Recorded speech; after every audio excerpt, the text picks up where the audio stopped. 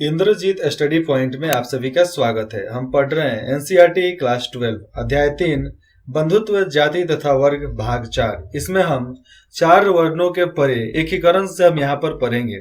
तो सबसे पहले जानो 4 वर्ण। तो 4 वर्ण हमने जाना ब्राह्मण, क्षत्रिय, उसके बाद से वैश्य, उसके बाद से कौन शूद्र नहीं क्षुद्र। तो 4 वर्ण हो गया ना। उसके बाद वाले वर्ण के बारे में यहाँ पर पढ़ेंगे।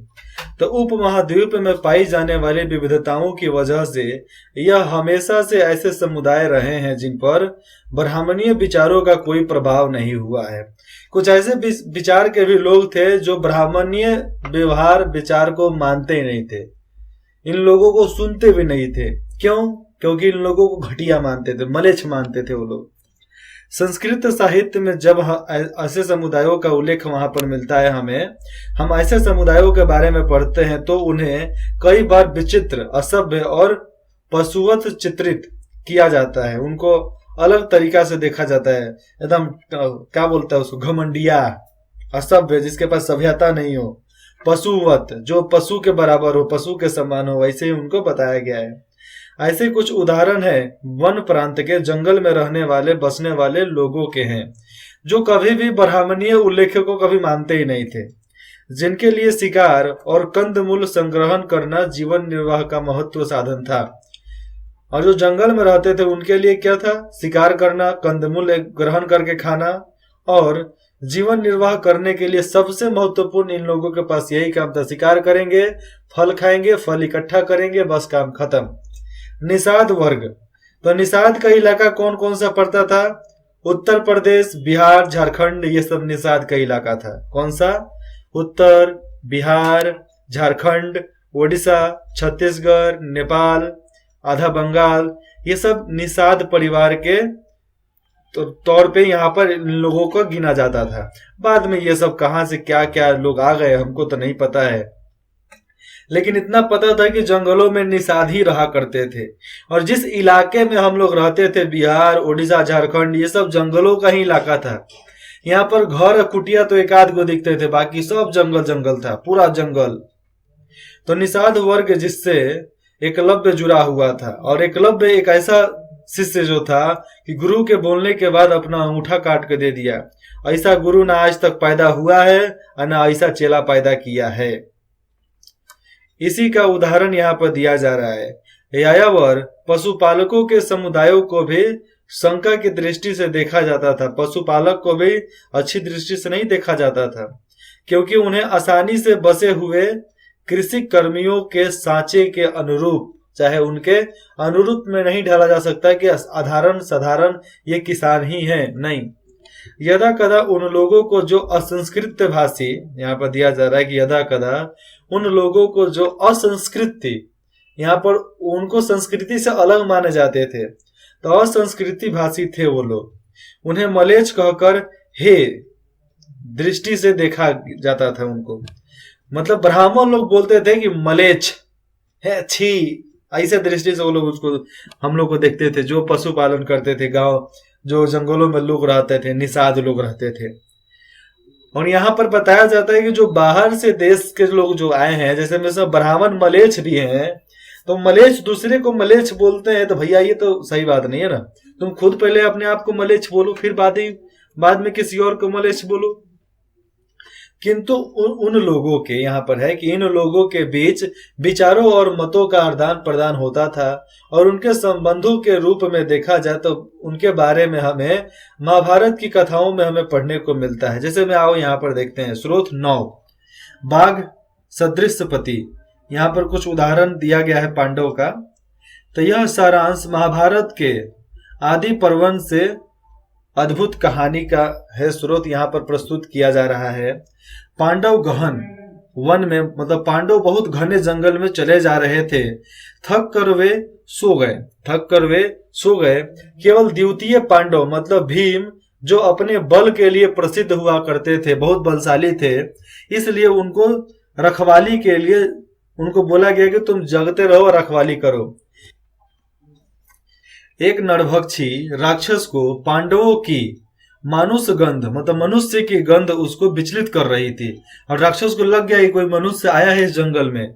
और उसने अपनी बहन बहन का नाम था हिडिंबा, तो हिडिंबा को उन्हें पकड़ने के लिए भेजा कि जा बहन उसको पकड़ के ला, रात को हम डिनर करेंगे।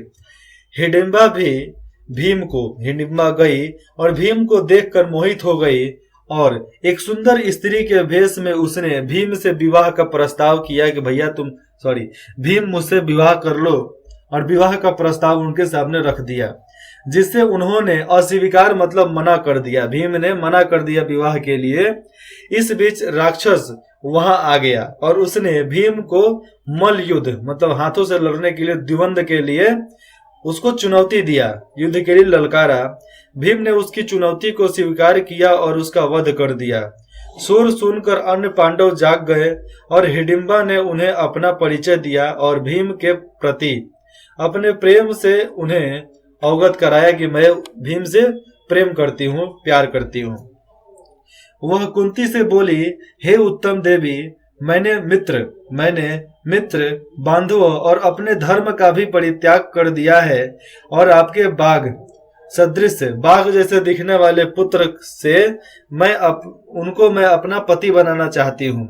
पति के रूप में उनको चुन लिया है, चयन कर लिया है। आज के समय में अगर कोई लड़की किसी सास से आकर बोले तो सास का तो हार्ट अटैक आ जाएगा पहला ही। क्या रे बाप रे, तो इतना बड़का मोटी भैंस राक्षस है, इतना हमारे बेटवा के साथ साथ हमारा क्या करेगी, हमको तो भगवान बचावे इससे। तो चाहे आप मुझे मूर्ख समझे अथवा अपनी समर्पित दासी समझे, हमें मूर्ख समझे, बेवकूफ समझे, चाहे अपने पुत्र के रूप में पुत्री के रूप में स्वीकार करे, चाहे अपने दासी के रूप में स्वीकार करे, चाहे पुत्र वधू के रूप में स्वीकार करे, कृपया मुझे अपने साथ ले।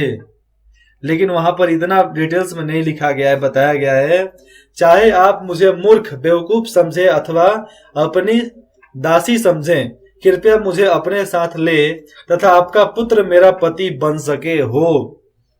अंततः बाद में होता क्या है, युधिष्ठिर इस बात पे, युधिष्ठिर जो पांडव के बड़े भाई थे, तो युधिष्ठिर इस शर्त पर इस विवाह के लिए तैयार हो गए कि भीम दिन भर हिडिंबा के साथ रहकर रात्रि में उनके पास आ जाएगा। मतलब दिन भर हिडिंबा के पास रहेगा और रात्रि में वह उनके पास आ जाएगा, पांडव के पास आ जाएगा, क्योंकि रात में राक्षसों की शक्ति बहुत ज्यादा होती है, इसलिए वो शर्त रखा गया कि रात को तुम्हारे साथ नहीं रहेगा। यह दंपति दिन भर सभी लोगों की सैर करते, ये दोनों जो थे दिन भर सारे लोगों का सैर करते उड़ उड़ कर, और समय आने पर हिडिंबा ने एक राक्षस पुत्र को जन्म दिया जिसका नाम था घटोत्कच। क्या नाम था? घटोत्कच। घटोत्कच उसका नाम रखा गया। तत्पश्चात उसके बाद माँ और पुत्र पांडव को छोड़कर वन में चले गए रहने के लिए, किंतु घटोत्कच ने यह प्रण लिया था कि जब भी पांडवों को उसकी जरूरत होगी तो वह उपस्थित हो जाएगा। जब भी उनके पिता जब भी उनके पिता भीम जब भी अपने पुत्र घटोत्कच घटोत्कच का नाम लेकर याद करेंगे तो मैं उनके सामने प्रस्तुत हो जाऊंगा। इसीलिए जब भी भीम बोलते थे घटोत्कच घटोत्कच घटोत्कच, तो घटोत्कच तुरंत वहां पर उपस्थित हो जाता था। इंग्लिश में बोलूं तो प्रेजेंट हो जाता था। कुछ इतिहासकारों का यह मानना है कि राक्षस उन लोगों को कहा जाता था जिनके आचार व्यवहार उन मापदंडों से भिन्न थे जिनका चित्रण ब्राह्मणीय ग्रंथों में हुआ है। बताया जाता है कि जो ब्राह्मणीय ग्रंथ में नहीं था उसके ऊपर के उसके व्यवहार, मतलब जो ब्राह्मणीय ग्रंथ में लिखा है उससे अलग व्यवहार करने वाले लोगों को राक्षस कहा जाता था, असुर कहा जाता था। ऐसा माना जा रहा है यहाँ पे, कुछ इतिहासकार ऐसे बोलते हैं। और घटोत्कच का पुत्र था बर्बरिक, और बर्बरिक इतना शक्तिशाली था कि अगर 3 बाण चला देता तो पांडव युद्ध उनको लड़ना नहीं पड़ता। वो बोलता था कि मैं 3 बाण अगर चला दूं तो कोई भी हारा हुआ बाजी जीत सकता है। तो अगर वो पांडवों के टीम में होता तो 3 बाण में ही पूरा कौरव सेना का तहस नहस कर देता। अगर कौरवों के सेना में रहता तो 3 बाण चलाने के बाद पूरा पांडव सेना खत्म। लेकिन उसने प्रण लिया था कि जो भी हारेगा मैं उसके तरफ से लड़ूंगा। तो कृष्ण को मालूम था, भगवान श्री कृष्ण को, कि कौरव हारेंगे, ये उनके तरफ जाएगा और एक ही तीर में पूरा सर्वनाश कर देगा, इसीलिए पहले इसको मारो। तो ब्राह्मण का भेष पकड़ कर गए और उनसे बोला, उनको भड़काया। भड़काने के बाद उनको इतना भड़का दिया कि बोला कि तुम एक तीर चलाओ, इस पेड़ के हर पत्ते पर छेद हो जाना चाहिए। तो उसने बोला, ये तो मेरे बाएं हाथ का खेल है। तो तुरंत तीर निकाला, चलाया, छोड़ा, पूरा पत्ता छेद छेद हो गया। एक पत्ते को कृष्ण भगवान ने अपने पैरों के नीचे दबा रखा था, वो भी छेद आ गया, उसमें भी छेद हो गया।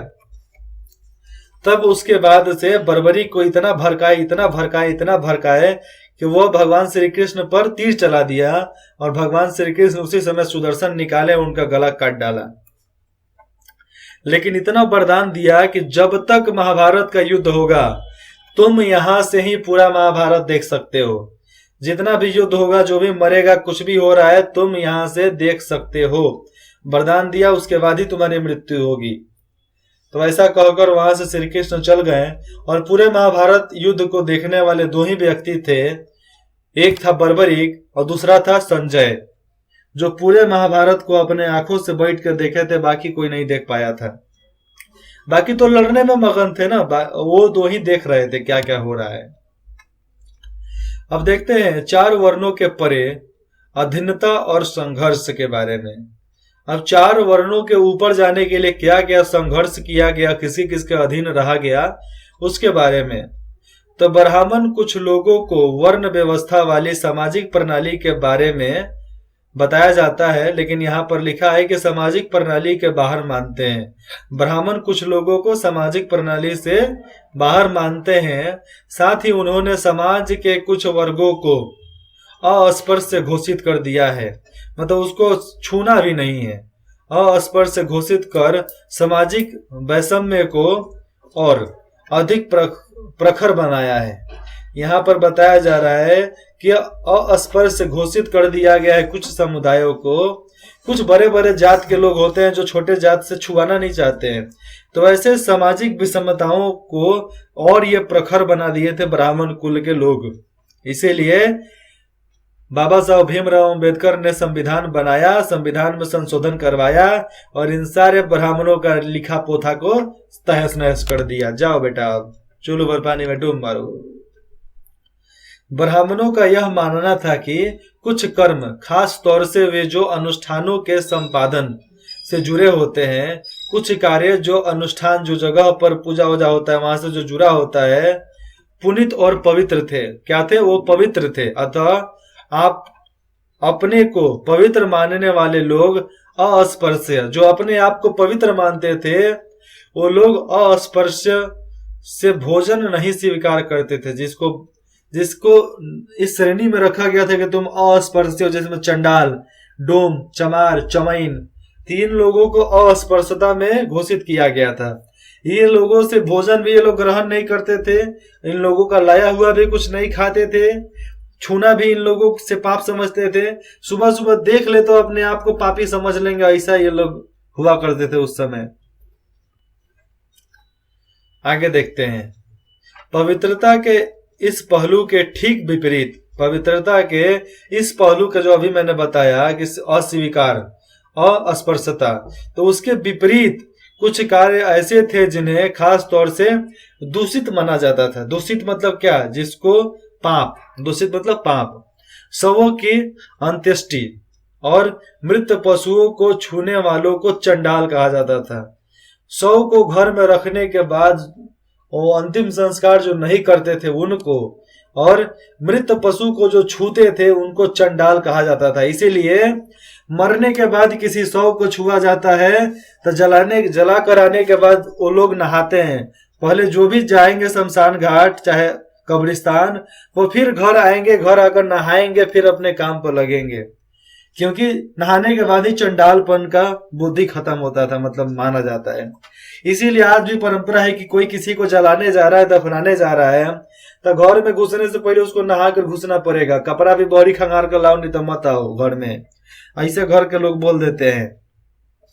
उन्हें वर्ण व्यवस्था वाले समाज में सबसे निम्न कोटि में रखा जाता था। किसको? जिनको वो लोग दूषित समझते थे। और एक चंडाल समुदाय भी था। चंडाल समुदायों का काम था कि अगर बड़े जात के लोग चाहे गांव वाले लोगों में से कोई मरेगा तो तुमको वहां आना है, रोने का काम धाम तुमको करना है, बाकी सब तुमको करना है, अग्नि भी तुमको देना है। तो यह चंडालों का काम था। इनको समाज के अलग कोटि में रखा जाता था, गांव से बाहर रखे जाते थे चंडाल लोगों को। और ये तो भैया दूषित लोगों का है, मतलब जो छूना भी पाप है। घर जला कर आ रहे हैं तो नहाओ, बिना नहिले तुम शुद्ध नहीं होगे, और मृत पशु को छू रहे हो तभी नहा लो, चंडालपन खत्म, शुद्ध हो गए, पवित्र हो गए। वे लोग जो स्वयं को सामाजिक कर्म में सबसे ऊपर मानते थे कि हम समाज में सबसे ऊपर हैं, इन चंडालों का स्पर्श, यहां तक कि उन्हें देखना भी अपवित्रकारी मानते थे। जो लोग अपने आप को बड़का जात का मानता था, सब बड़का समाज का मानता था सब, ये चंडाल परिवार को वो लोग छूना तो दूर, देखना भी अपवित्रता का निशानी समझते थे कि देख लेंगे तो मेरा दिन खराब हो जाएगा, जतरा खराब हो जाएगा। यहाँ पर देखिए मनुस्मृति में क्या लिखा गया है, और मनुस्मृति की लिखी गई सब बातें सही नहीं है। मनुस्मृति के लिखी गई 25% बात ही सही है और बाकी सब गलत ठहराया जा सकता है। मेरे अनुसार, मेरे पढ़ने के अनुसार मनुस्मृति में चंडालों के कर्तव्य की सूची मिलती है जिन्हें गांव के बाहर रखना होता है। मतलब चंडालों को गांव के बाहर जगह दिया जाता था रहने के लिए। वे फेंके हुए बर्तनों का इस्तेमाल करते थे, मरे हुए लोगों के वस्त्र तथा लोहे के आभूषण पहनते थे, और रात्रि में वे गांव और नगरों में चल फिर नहीं सकते थे। दिन में चलो फिरो लेकिन रात को नहीं। संबंधियों से विहीन, संबंधियों से अलग मृतकों की उन्होंने अंत्येष्टि मतलब अंतिम संस्कार करनी पड़ती थी, तथा वधिक के रूप में भी कार्य करना होता था। उसके बाद भी जो काम होता था इन्हीं लोग को करना होता था। खाली अग्नि देते थे परिवार के लोग। चीन से आए बौद्ध भिक्षु, चीन से जो बौद्ध भिक्षु आए थे, फा उनका नाम था, फा सियेंग, लगभग 5वीं शताब्दी ईस्वी में वो आए थे, आज से 1500 वर्ष पहले। उन्होंने कहा कि अस्पर्शियों को सड़क पर चलते हुए करताल बनाकर, यहाँ पर क्या लिखा है, शहर पर जब वो चल रहे हैं तो करताल बजाकर अपने होने की सूचना देनी पड़ती थी। कुछ ना कुछ झूमर, पायल, झुंझुना कुछ भी बजाकर ये बताना होता था कि हम आ रहे हैं, आप लोग हट जाओ। तो वो तो राजा थे भैया, राजा, कि जिस रोड से चलते थे उस सड़क पर कोई दिखाई नहीं देता था। तो वैसे राजा को लोग पापी बना दिए, जिससे अन्य जन उन्हें देखने से दोष से बच जाए, दूसरा लोग देखने के दोष से बच जाए, इसीलिए उनको झुंझुना लटका दिया जाता था कि आएंगे तो मालूम चल जाएगा। एक और चीनी तीर्थयात्री सयोंग त्यांग लगभग 7वीं शताब्दी में वो आए थे। उन्होंने कहा कि वधिक और सफाई करने वालों को नगर से बाहर रहना पड़ता था। वधिक मतलब बाकी क्रियाक्रम का कार्य, और सफाई करने वालों को, जिसमें जो नगर के सफाई, आपके बाथरूम का सफाई, आपके सड़क का सफाई जो करता था, उसको नगर से बाहर रहने की इजाजत थी, नगर में नहीं। आगे लिखा है चित्र 3.3, एक भिक्षु का चित्र यहाँ पर पत्थर पर बनाया गया जो गंधार लगभग 3री शताब्दी ईस्वी में बनाया गया। इसको आज से करीबन 1700 वर्ष पहले बनाया गया है। अब्राह्मणीय, यहाँ पर अब देखो, अब्राह्मणीय ग्रंथों में, जो ब्राह्मण लोग नहीं लिखे, दूसरे लोग लिखे हैं, तो अब्राह्मणीय ग्रंथों में चित्रित चंडालों के जीवन का विश्लेषण करके इतिहासकारों ने यह जानने का प्रयास किया है कि क्या चंडालों ने शास्त्रों में निर्धारित, जो शास्त्र में लिखा गया है उसके निर्धारित अपने हीन जीवन को स्वीकार किया था कि नहीं किया था। यदा कदा कभी कभी इन ग्रंथों के चित्र और ब्राह्मणीय ग्रंथ में एक हुए चित्रण में समानता है जैसे में, परंतु कभी कभी हमें एक भिन्न सामाजिक वास्तविकता का भी संकेत यहाँ पर मिलता है कि एक अलग सामाजिक वास्तविकता भी थी। ये यहाँ पर भी साफ साफ बताया जा रहा है। मैं ये नहीं बोल सकता हूँ कि एक अलग वास्तविकता नहीं हो सकती है, हो सकती है, होने के लिए तो कुछ भी हो सकता है। एक यहाँ पर लिखा है बोधित्व एक चंडाल के रूप में यहाँ पर साफ साफ लिखा गया है कि बोधिसत्व एक चंडाल के रूप में जन्म लेते हैं। क्या है क्या नहीं पढ़ने के बाद मालूम चलता है। आप भी पढ़ो, मैं पढ़ाता हूं। क्या चंडालों ने अपने को समाज की सबसे निचली श्रेणी में रखे जाने का प्रतिरोध किया? क्या कभी उन्होंने कहा कि मैं समाज के सबसे निचले हिस्से में क्यों हूं? किसने रख दिया हमको समाज के निचले हिस्से में? यह कहानी पढ़िए जो पाली में लिखी मातंग जातक से ली गई है। मातंग जातक एक किताब है, उससे ली गई है। इस कथा में बोधिसत्व पूर्व जन्म में बुद्ध, पिछले जन्म में बुद्ध एक चंडाल के रूप में चित्रित है। यहाँ पे मतलब बुद्ध को ही चंडाल के रूप में यहाँ पर बताया गया है। किताब है मातंग जातक में इसके बारे में बताया गया है। एक बार बोधिसत्व ने बनारस नगर के बाहर एक चंडाल के पुत्र के रूप में जन्म लिया। ठीक है, मानते हैं। उनका नाम मातंग था। क्या नाम था? मातंग।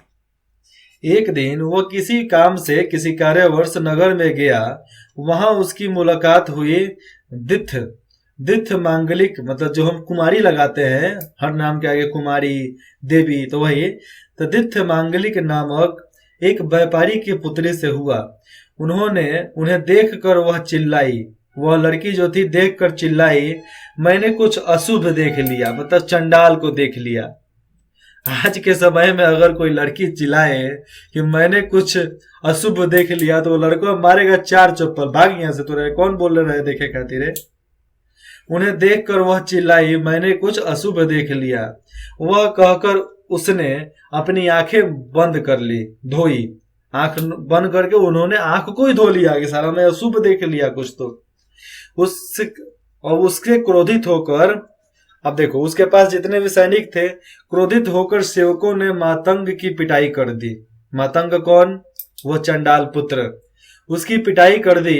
विरोध में मातंग व्यापारी के घर के दरवाजे के बाहर जाकर लेट गया। 7वें रोज घर के लोगों ने बाहर आकर दिथक को उन्हें सौंप दिया कि चल भाई ले जो रखे।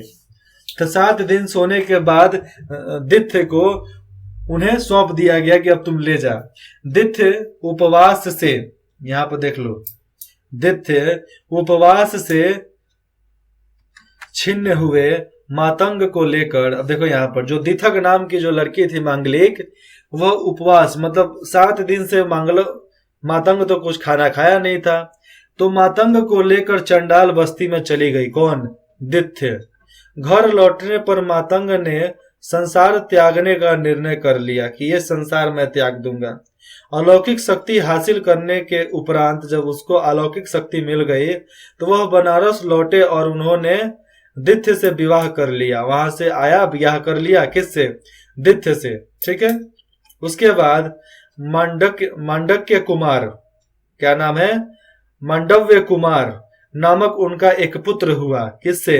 मातंग और दिथ का जब विवाह हुआ तो उनसे एक पुत्र हुआ जिसका नाम रखा गया मांडव्य कुमार। एक पुत्र पैदा हुआ। बड़े होने पर उसने 3 वेदों का अध्ययन किया तथा प्रत्येक दिन वह 16,000 ब्राह्मणों को भोजन कराता था। कितना? 16,000 ब्राह्मणों को भोजन कराता था। एक दिन फटे वस्त्र पहने तथा मिट्टी का भिक्षा पात्र हाथ में लिया मातंग अपने पुत्र के दरवाजे पर आया और उन्होंने भोजन मांगा। मांडव्य ने कहा कि वे एक पतित आदमी, पतित क्या? तो पतित आदमी प्रतीत होते हैं, मतलब एक बहुत अच्छा पूजनीय आत्मा आप यहाँ पर मालूम चलते हैं, अतः भिक्षा के योग्य नहीं है, भोजन ब्राह्मणों के लिए है। मातंग ने उत्तर दिया, जब उसका बेटा बोला कि भोजन केवल ब्राह्मणों के लिए है, तो मातंग बोला, जिन्हें अपने जन्म पर गर्व है, जिसको अपने पैदा लेने पर घमंड, मतलब उसको गर्व महसूस होता है, पर अज्ञानी है। क्या है? गर्व है पर अज्ञानी है, वे भेंट के पात्र नहीं है। ठीक है भैया। इसके विपरीत उसके अलावा जो लोग दोष से मुक्त हैं वे भेंट के योग्य हैं। जो दोष से मुक्त है वही भेंट के योग्य हैं। मांडव्य ने क्रोधित होकर अपने सेवकों से मातंग को घर से बाहर निकालने को कहा। मातंग आकाश में जाकर, मातंग जो था आकाश में जाकर अदृश्य हो गया। दित्य मांगलिक को इस प्रसंग के बारे में मालूम चला। जब दित्य मातंग की पत्नी, जो ये मांडव्य की जो माँ हुआ करती थी, जब उनको इसके बारे में मालूम चला तो वह उनसे माफी मांगने के लिए उनके पीछे गई। किससे? मातंग से माफी मांगने के लिए।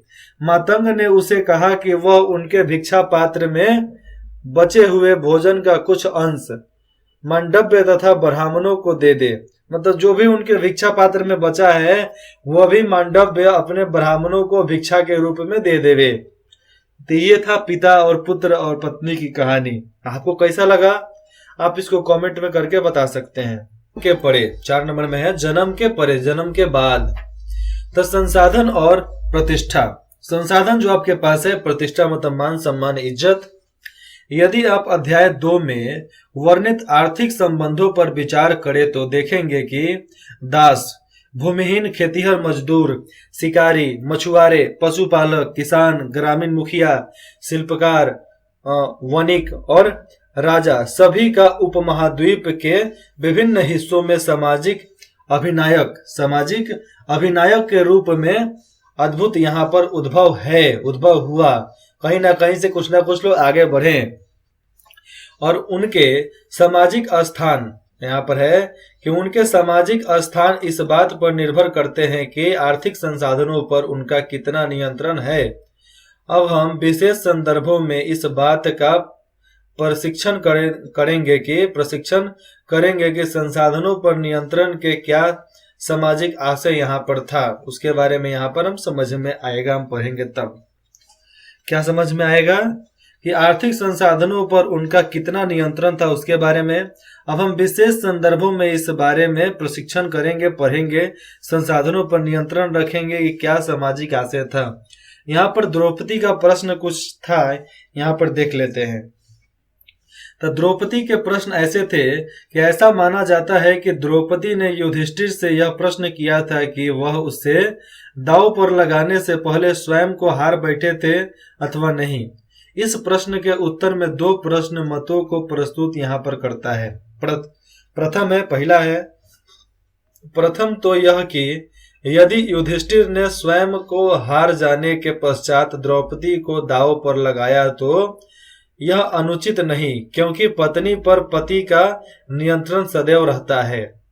आगे है, दूसरा यह है कि दासत्व स्वीकार करने वाला पुरुष, जैसा उस क्षण युधिष्ठिर थे, किसी और को दांव पर नहीं लगा सकते थे। इन मुद्दों का कोई निष्कर्ष नहीं निकला और अंततः धृतराष्ट्र ने सभी पांडवों और द्रौपदी को उनकी निजी स्वतंत्रता पुनः लौटा दी, प्राप्त कर दी, उनको फिर से दे दिया। संपत्ति और स्त्री और पुरुष के विभिन्न अधिकारों के बारे में यहाँ पर बताया गया है कि संपत्ति पर स्त्री और पुरुष के कैसे कैसे अधिकार हुआ करते थे। अब हम महाभारत के एक महत्वपूर्ण प्रकरण पर विचार करेंगे। कौन सा? कौरव और पांडव के बीच लंबे समय से चल रहा प्रतिस्पर्धा के फलस्वरूप दुर्योधन ने युधिष्ठिर को धुत्त कीड़ा, छोटा सा कीड़ा के लिए क्रीड़ा, धुत्त क्रीड़ा मतलब वो जो नहीं पासा फेंक कर लड़ रहता है, जुआ, तो जुआ के लिए आमंत्रित किया। युधिष्ठिर अपने प्रतिद्वंदी द्वारा धोखा दिए गए, सामने जो कौरव बैठे हुए थे उनके द्वारा धोखा दिए जाने के कारण इस धुत्त युद्ध होता था। मुझे ये नॉर्मल याद तो नहीं है, लेकिन इतना बोल सकते हैं, जुआ बड़ी खराब चीज है, सारा सबसे बुरी लत है जुआ का। तो इस जुए में स्वर्ण, हस्ती में हस्तिनापुर, रथ, दास, सेना, कोष मतलब पूरा धन दौलत, राज्य तथा अपनी प्रजा की संपत्ति, अनुजों, छोटे भाइयों और फिर स्वयं को भी दांव पर लगाकर गंवा बैठे थे। और उसके उपरांत उन्होंने पांडव की सहपत्नी, सभी पांडवों की पत्नी द्रौपदी को भी दांव पर लगाया और उसे भी हार गए। समझो कितनी शर्म की बात है कि वो ऐसा मर्द था कि सब चीज लगाकर भी हार गया। संपत्ति के स्वामित्व के मुद्दे पर देखा जाए तो कहानियों में लिखा गया है, वर्णित है कि धर्म सूत्र और धर्म शास्त्रों में भी उठाए गए हैं। इसे में मनुस्मृति के अनुसार देखा जाए तो पैतृक जायदाद का माता पिता के मृत्यु के बाद सभी पुत्रों में सामान्य रूप से बंटवारा किया जाना चाहिए, किंतु ज्येष्ठ पुत्र विशेष भाग का अधिकारी था। स्त्रियां इस पैतृक संसाधनों में हिस्सेदारी की मांग नहीं कर सकती थी। पत्नियां जो थी पैतृक संपत्ति में हिस्सेदारी का मांग नहीं कर सकती थी, ये यहाँ पर माना जा रहा है। लेकिन ज्येष्ठ पुत्र जो था पिता का सारा संपत्ति का मालिक हुआ करता था। किंतु विवाह के समय मिले उपहारों पर स्त्रियों का स्वामित्व माना जाता था। विवाह में जो भी उपहार मिलता था वह स्त्री का हुआ करता था और इसे स्त्री धन अर्थात स्त्री का धन की संज्ञा दी जाती थी कि वह स्त्री का धन है।